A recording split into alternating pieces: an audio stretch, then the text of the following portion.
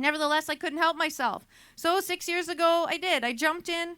As I said, I've learned a lot about politics, and in the process, I learned a ton about our province's history that I don't recall learning in school.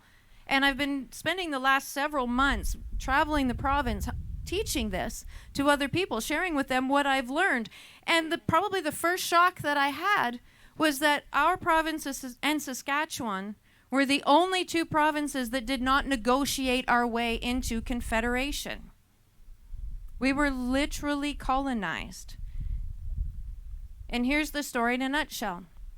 Prior to 1905, we were being advertised as the last best west. This was the land of milk and honey. It was the place to be, to go, to start new, to start fresh. Anything and everything you could ever want to accomplish, you could do it here. And people answered that call, and they came. They came predominantly from the U.S., but also from Europe and other parts of the world to set up shop, to do the things that they always dreamed of doing, in many cases to get away from some of the oppression that they were under, particularly those that left Europe.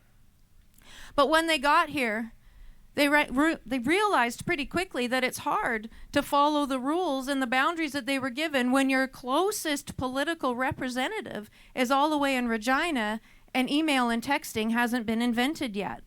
So the lawyers and businessmen of the day, they got together and they came up with this idea of beginning to create the province of Buffalo.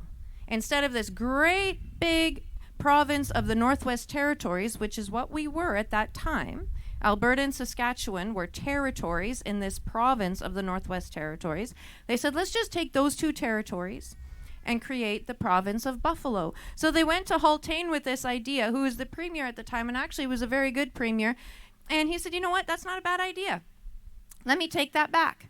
So he did. He took that back. He went to Ottawa with it. And of course, Ottawa is where all great ideas go to die. And that's exactly what happened. Ottawa said, no, absolutely not. You will not be creating the province of Buffalo. We've got different ideas. And they took a pencil, an eraser, and a ruler, and they created the provinces of Alberta and Saskatchewan. There were no negotiations. There were no rules of engagements. We did not get to decide where the boundaries were going to be. We were told this is how it's going to be, and these are the rules that you are now going to live under. And that's how Alberta became a province.